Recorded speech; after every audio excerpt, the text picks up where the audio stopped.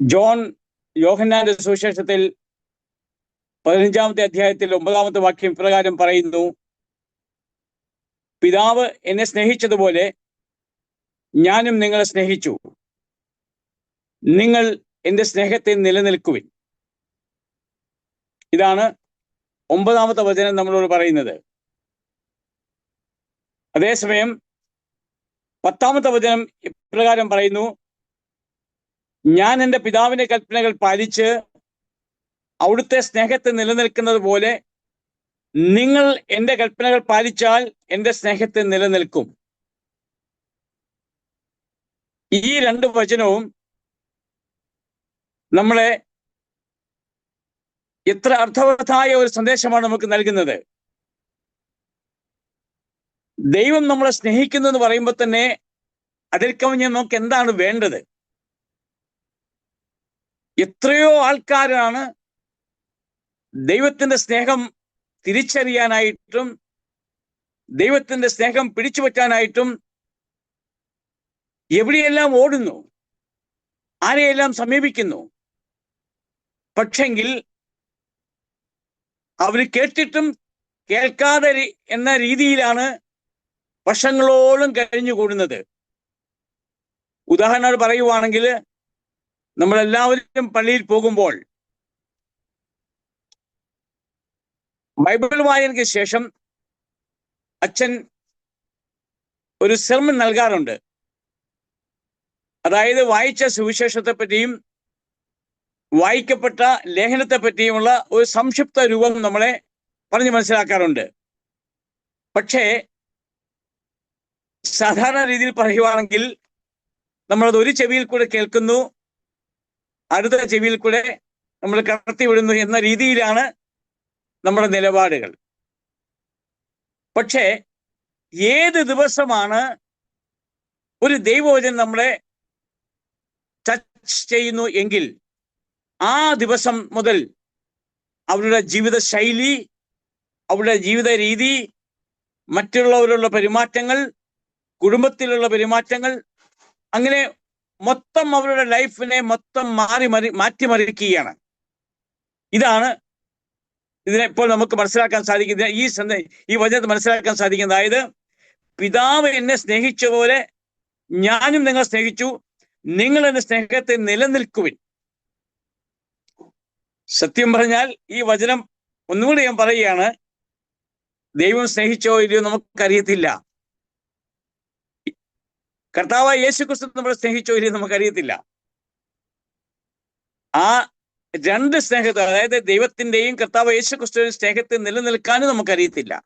അതുകൊണ്ടാണ് നമ്മളെല്ലാം വഴിതെറ്റി പോകുന്നത്. ഉദാഹരണം, ഞാൻ എൻ്റെ കാര്യം പറയുവാണെങ്കിൽ, ഒരു 10-20 വർഷമായിട്ട് ഞാൻ പല ധ്യാനങ്ങളും കൂടിയിട്ടുണ്ട്.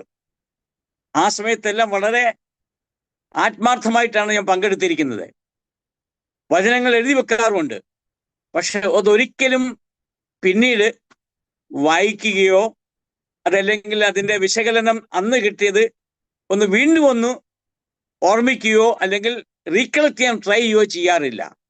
അതുകൊണ്ട് എന്തു പറ്റി, എൻ്റെ ലൈഫിലെ 10-20 വർഷം അങ്ങ് മാറിക്കെത്തി എന്ന് പറഞ്ഞാല് ദൈവവചനത്തിൽ നിന്ന് ഞാൻ അകന്നുപോയി. അതേ സമയത്ത് അന്നും ആദ്യം പോയ ആ ധ്യാനത്തിൽ കൂടെ ലഭിച്ച ആ സന്ദേശങ്ങൾ അല്ലെങ്കിൽ വചനങ്ങൾ ഞാൻ അതിനെ കാത്തു സൂക്ഷിച്ചിരുന്നുവെങ്കിൽ ഇന്ന് എത്രയോ പണ്ടേ ഒരു വചനപ്രഘോഷകനായിട്ട് മാറാൻ സാധിച്ചേനെ. ഒന്നുമല്ലെങ്കിലും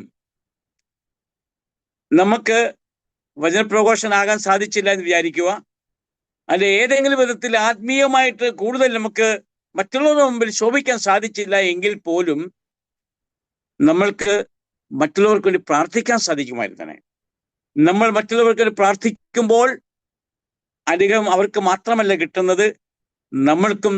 കാരണം ദൈവം അത് കാണുന്നുണ്ട്. ഓരോ മനുഷ്യനെയും ഓരോ നിമിഷവും ദൈവം കണ്ടുകൊണ്ടേയിരിക്കുന്നത്. ഇതിന് ഇന്നത്തെ ഒരു ഉദാഹരണം ഞാൻ പറയാം. എനിക്ക് 2-3 മെഡിക്കൽ ചെക്കപ്പ് ചെയ്യണമായിരുന്നു. ഞാൻ അതിന് ഒരു ക്ലിനിക്കിൽ പോയിരുന്നു. പോയപ്പോൾ അവർ പറഞ്ഞു, ഇന്ന് അതിന് ഡോക്ടർ ഇവിടുന്ന് പോയി. അതുകൊണ്ട് ഇന്ന് ആ ടെസ്റ്റ് ചെയ്യാൻ സാധിക്കത്തില്ല.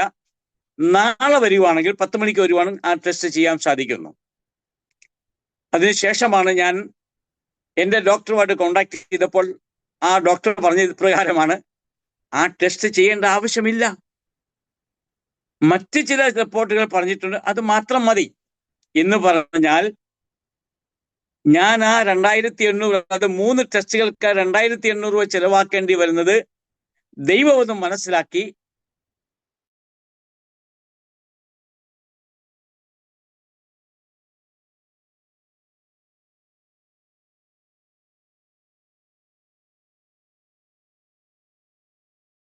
ഇപ്പൊ ഇതിനകത്ത് എന്താ മനസ്സിലാക്കുന്നത്? ദൈവം മുൻകൂട്ടി കണ്ടുകൊണ്ട് ഇന്ന് ആ ഡോക്ടർ അവൈലബിലിറ്റി എനിക്ക് വേണ്ടി ഇല്ലാതായിക്കാൻ വന്നു. അപ്പോൾ ഞാൻ 2800 രൂപ സേവ് ചെയ്തു.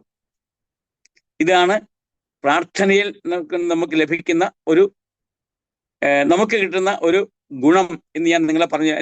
ഞാൻ തന്നെ എന്നെ സാക്ഷിയാണ്. അതുകൊണ്ടാണ് ഇന്നത്തെ എൻ്റെ ഈ സാക്ഷി ഞാൻ പറയുന്നത്. നമ്മൾ ഇപ്പൊ ഈ വചനം ഞാൻ ഒന്നുകൂടെ വായിക്കുവാണ്. പിതാവ് എന്നെ സ്നേഹിച്ചതുപോലെ ഞാനും നിങ്ങളെ സ്നേഹിച്ചു. അതായത് ദൈവം യേശുക്രിസ്തുവിനെ സ്നേഹിച്ചതുപോലെ യേശുക്രിസ്തു നമ്മളെ സ്നേഹിച്ചു. അതായത് മനുഷ്യപുത്രനായിട്ട് അവതരിച്ച യേശുക്രിസ്തു ദൈവത്തിൽ നിന്ന് ആ സ്നേഹം സംഭരിച്ച് എന്ന് നമുക്ക് പറയാൻ പറ്റും. ആ സ്നേഹം നമുക്ക് തന്നു. അതായത് നമ്മളെ സ്നേഹിച്ചു. എന്നിട്ട് ഒരു സന്ദേശം കൂടെ തരുന്നുണ്ട്, നിങ്ങൾ എൻ്റെ സ്നേഹത്തിൽ നിലനിൽക്കുക. അതാണ് ഇമ്പോർട്ടന്റ്. നമ്മളെ ദൈവം സ്നേഹിച്ചു നമ്മളെ, അല്ലെ യേശുക്രിസ്തു നമ്മളെ സ്നേഹിച്ചു. ആ സ്നേഹത്തിൽ നിലനിൽക്കുന്നുവെങ്കിൽ മാത്രമേ നമ്മൾക്കതിന് പ്രയോജനം ഉണ്ടാവുള്ളൂ. ആ സ്നേഹം മനസ്സിലാക്കി അതിനുശേഷം നമ്മൾ മറന്നു പോകുന്നു, അല്ലെങ്കിൽ അതിനനുസരിച്ച് നമ്മൾ ജീവിക്കുന്നില്ല. ഇനി ഞാൻ വേറൊന്നും പറയാം. ആ സ്നേഹം നിലനിൽക്കുന്നുവെങ്കിൽ വേറൊരു കാര്യം കൂടെ ഇന്ന് സംഭവിച്ചതാണ്. ഞാൻ നിങ്ങൾക്കൊരു സാക്ഷ്യമായിട്ട് അതുകൂടെ പറയുവാണ്. ഞാൻ ഹോസ്പിറ്റലിൽ പോയിരുന്നു. അവിടെ ഒരു അക്രൈസ്തവ സ്ത്രീയായിട്ട് സംസാരിക്കുകയുണ്ടായി. ആ കുട്ടിയുടെ പിതാവിന് ക്യാൻസർ സംബന്ധമായ അസുഖം കൊണ്ടാണ് വന്നിരിക്കുന്നത്. അവരോട് ഞാൻ അല്പം ദൈവകാര്യങ്ങളെപ്പറ്റി സംസാരിച്ചു. നിങ്ങൾക്കറിയാമോ, ഞാൻ എപ്പോൾ ദൈവകാര്യങ്ങൾ ഒരാളോട് സംസാരിക്കുമ്പോൾ അപ്പോഴെല്ലാം എനിക്ക് രോമാഞ്ചമുണ്ടാവും. എൻ്റെ കയ്യിലെ രോമങ്ങളെല്ലാം എഴുന്നേറ്റ് നിൽക്കും. അതെന്താണെന്നറിയാവോ? അത് വേറൊന്നുമല്ല, പരിശുദ്ധാത്മാവ് കണ്ടു അല്ലെ അറിഞ്ഞു എൻ്റെ സംസാരം. ഞാൻ മറ്റൊരാളോട് ദൈവത്തെ പറ്റിയോ അല്ലെങ്കിൽ അവര് ദൈവത്തെങ്കിലേക്ക് അടുക്കുവാനുള്ള ഏതെങ്കിലും ഒരു വഴിയെപ്പറ്റിയോ സംസാരിക്കുന്നു. അത് പരിശുദ്ധാത്മാവ് അക്നോളജ് ചെയ്തു എന്നുള്ള പ്രൂഫായിരുന്നു. ഞാൻ അവരെയും കാണിച്ചു കൊടുത്തു. ഇംഗ്ലീഷിൽ ഗൂസ്ബം എന്ന് പറയും, മലയാളത്തിൽ രോമാഞ്ചം എന്ന് പറയും. ഇത് ഞാൻ നിങ്ങൾക്കൊരു സാക്ഷ്യമാണ് പറയുവാണ്. വേറൊന്നും കൊണ്ടല്ല, ആരെല്ലാം ക്രിസ്ത്യാനിയായിട്ടുണ്ടോ, ആരെല്ലാം മാമോദിസ മുങ്ങിയിട്ടുണ്ടോ, ആരെല്ലാം പള്ളിയിൽ പോകുന്നുണ്ടോ, ആരെല്ലാം യേശുക്രിസ്തുവിനെ അറിഞ്ഞിട്ടുണ്ടോ, അവര് ദൈവത്തിന്റെ സ്നേഹം മനസ്സിലാക്കി ആ സ്നേഹത്തിൽ നിലനിൽക്കുവാനായിട്ട് പരിശ്രമിച്ചുകൊണ്ടേയിരിക്കണം. അഥവാ നമ്മൾ അല്പം താളപ്പിഴകൾ സംഭവിച്ചെന്ന് വിചാരിക്കുക, നത്തിങ് ടു വറി. അതായത് യാതൊരു കാരണവശാലും നമ്മൾ വറിയേണ്ട ആവശ്യമില്ല. എന്തുകൊണ്ടാണ്? നമുക്ക് കുമ്പസാരം എന്ന കുദാശ നമുക്കുണ്ട്. കുർബാന കൈക്കൊള്ളുക, കുമ്പസാരിക്കുക, ഇതെല്ലാം നമുക്കുണ്ട്.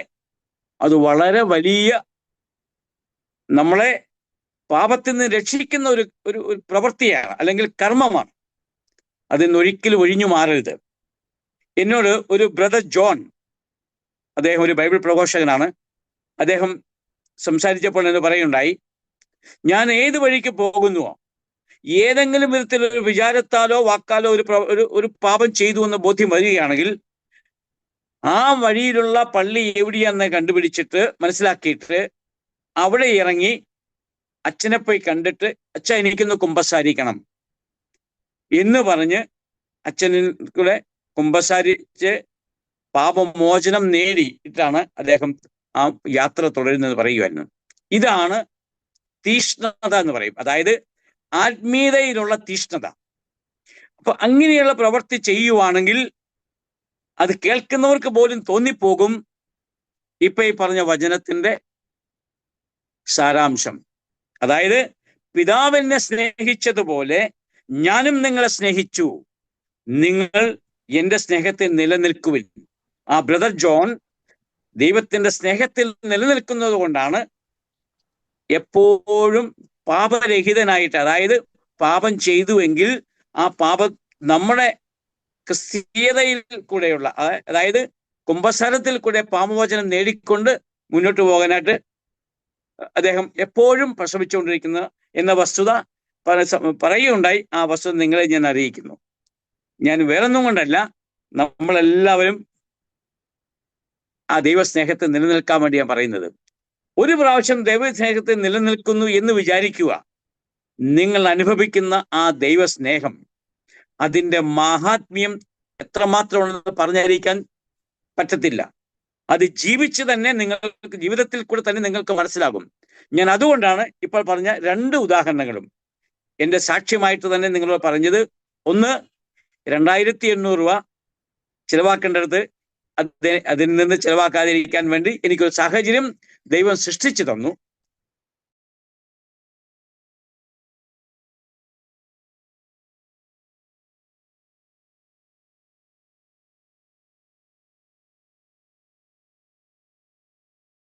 ഒന്ന് പറയുണ്ടായി, ഞാൻ കണ്ടു സാറിന്റെ കയ്യിൽ റോസരി ഇരിക്കുന്നത്.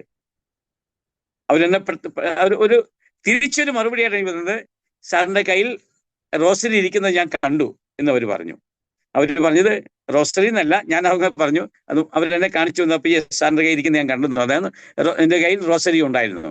അപ്പൊ അതിന്റെ അർത്ഥം എന്താണ്? ഞാൻ ഹോസ്പിറ്റലിൽ പോയപ്പോഴും ആ റോസരി ഞാൻ ഉപയോഗിച്ച് പ്രാർത്ഥിച്ചുകൊണ്ടിരിക്കുകയായിരുന്നു, വേറൊന്നും കൊണ്ടല്ല. അപ്പൊ അതുകൊണ്ട് എൻ്റെ ഈ ഒരൊറ്റ വചനം, അതായത് ഞാൻ ഇംഗ്ലീഷിലും കൂടെ പറയാം. I love you just as the Father loves me. Remain in my love. 10th വചനം, if you obey my commands, you will remain in my love, just as I have obeyed my Father's commands and remain in his love. ഇനി വേറൊന്നുകൂടെ പറയാം. യേശു ക്രിസ്തു മനുഷ്യനായിട്ട് അവതരിച്ചു, ശരിയല്ലേ? ആ മനുഷ്യനായിട്ട് അവതരിച്ച് എന്തുകൊണ്ടാണ്? എൻ്റെ ഒരു എളിയ ബുദ്ധി എന്നുള്ള ഒരു അഭിപ്രായം ഞാൻ നിങ്ങളെ പറഞ്ഞു കേൾപ്പിക്കുകയാണ്. ദൈവം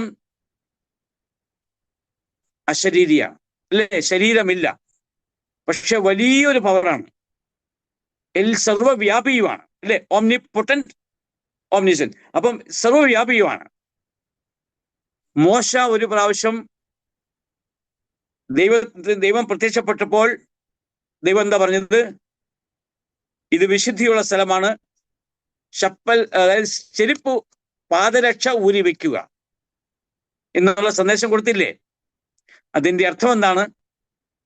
ദൈവത്തിന്റെ കാണുമ്പോൾ, അല്ലെങ്കിൽ ദൈവം പ്രഖ്യാപിച്ചിരിക്കുന്ന, അല്ലെങ്കിൽ നമുക്ക് മനസ്സിലാക്കി തന്ന ആ സ്ഥലം വിശുദ്ധിയുള്ളതാണെങ്കിൽ ആ വിശുദ്ധ സ്ഥലത്ത് നമുക്ക് പാദരക്ഷ പോലും ഉപയോഗിക്കാൻ പറ്റത്തില്ലെന്നുള്ളതാണ്, അല്ലേ? ഇപ്പൊ ദൈവം അത്രമാത്രം പരിശുദ്ധനാണ്, ദൈവം അത്രമാത്രം ശക്തിമാനാണ്. ആ ശക്തിയുള്ള ആ ഒരു ശക്തിയെ നമ്മളുടെ നഗ്നമായ നേത്രം കൊണ്ട് കാണാൻ സാധിക്കുകയില്ല. കാരണം നമ്മൾ അതിന് യോഗ്യരുമല്ല. God is perfect, human being is imperfect. ആ ഇംപെർഫെക്റ്റ് ആയിട്ടുള്ള ഹ്യൂമൻ ബീങ്സ്, മനുഷ്യര്, പെർഫെക്റ്റ് ആയിട്ടുള്ള ആ ഒരു ശക്തിയെ കാണാൻ സാധിക്കത്തില്ല. അതിനൊരു ഉദാഹരണം ഞാൻ നിങ്ങൾക്ക് പറയാം. അതായത് നമുക്ക് സൂര്യനെ എത്ര നാൾ നോക്കി കാണാൻ പറ്റും? വളരെ കുറച്ച് നേരത്തേക്കല്ലേ പറ്റുള്ളൂ, ഇല്ലേ? എന്തുകൊണ്ട് സൂര്യനെ കൂടുതൽ നേരം കാണാൻ പറ്റത്തില്ല? കാരണം റേസ് ആർ സോ പവർഫുൾ. അതായത് സൂര്യകിരണങ്ങൾ വളരെ ശക്തിയുള്ളതാണ്.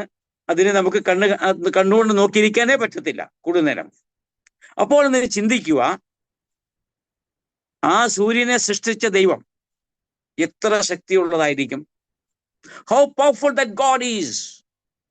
When we can't look at sun for not more than 3-4 moments, just imagine the creator of the sun, how powerful he is. അതുകൊണ്ടാണ് നമുക്ക് ദൈവത്തെ കാണാൻ സാധിക്കാത്തത്. ഇനി വേറെ ഒന്നുകൂടെ പറയാം. അതായത് ഞാൻ ഈയിടെ ഒരു തിയോളജിയനോട് സംസാരിക്കുകയുണ്ടായി. ദൈവം എന്തുകൊണ്ടാണ് നമുക്ക് ഡയറക്റ്റ് ആയിട്ട് പലരും പറയും ദൈവത്തെ കാണിക്കാവോ? പല യുക്തിവാദികളും നമ്മളോട് ചോദിക്കാറുണ്ട്, ദൈവത്തെ കാണിക്കാവോ? നമ്മൾ എങ്ങനെ മനസ്സിലാക്കും? സയൻസ് ഇന്ന് എല്ലാത്തിനും പ്രൂഫ് തരുന്നുണ്ട്. അതേസമയം നിങ്ങളുടെ ഈ ദൈവത്തോടുള്ള വാദം, ദൈവത്തെ പറ്റിയുള്ള വാദം നിങ്ങൾക്ക് പ്രൂവ് ചെയ്യാൻ സാധിക്കുമോ എന്നെല്ലാം പല വിധത്തിൽ പ്രൂഫ് നമ്മൾ ചോദിക്കുന്നുണ്ട്. പക്ഷേ ഞാൻ ആ തിയോളജിയനായിട്ട് സംസാരിച്ചു. ഒരുപക്ഷെ നമുക്ക് കാണാൻ പറ്റാത്ത ഒരു ശക്തി ആയതുകൊണ്ട് ആ ദൈവം പ്രത്യക്ഷപ്പെടുകയാണെങ്കിൽ പിന്നെ ആ ദൈവത്തിന്റെ ശക്തി എന്താണ്? ഗോഡ് ഈസ് നമുക്ക് ചിന്തിക്കാൻ പോലും പറ്റാത്ത ഒരു ശക്തിയാണ് ദൈവം. ആ ശക്തി നമുക്ക് വെളിപ്പെട്ട് കഴിഞ്ഞാൽ, നേരിട്ട് കാണാൻ സാധിച്ചാൽ, ആ ദൈവം എന്നുള്ള കൺസെപ്റ്റ് തന്നെ നമ്മൾ പല വിധത്തിലാക്കി കളയും, ഇല്ലേ? അതുകൊണ്ടാണ് ദൈവത്തിന്റെ രഹസ്യങ്ങൾ വളരെ ചുരുങ്ങിയ തോതിൽ കൂടി മാത്രമേ വെളിപ്പെടുത്തിയിട്ടുള്ളൂ. എത്രയോ കാര്യങ്ങൾ വെളിപ്പെടുത്താൻ ബാക്കിയുണ്ട്. കാരണം God is powerful. God keeps his all secret with him except few what is revealed. അതായത് വെളിപ്പെടുത്തപ്പെട്ടിട്ടുള്ള ആ ചില സത്യങ്ങൾ ഒഴിച്ച് ബാക്കിയൊന്നും ദൈവം എല്ലാം വെളിപ്പെടുത്തിയിട്ടില്ല. ഇനിയും ഒത്തിരി ബാക്കിയുണ്ട്.